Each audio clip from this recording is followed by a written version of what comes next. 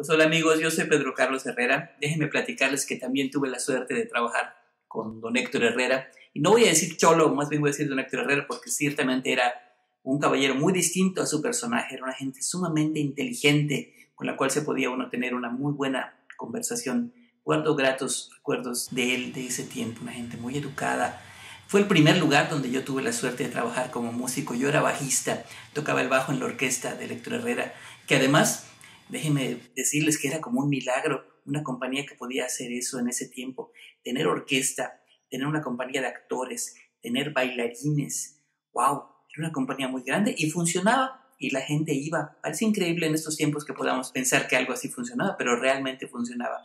Él era un tipo genial. A mí me maravillaba cómo dirigía una compañía que estaba en constante movimiento, porque en el ensayo general no tenía nada que ver con lo que iba a suceder en la última función. La obra se iba transformando. Don Héctor tenía una visión muy clara de lo que quería, pero le permitía a sus actores cierta libertad de improvisación. Entonces la obra se iba transformando.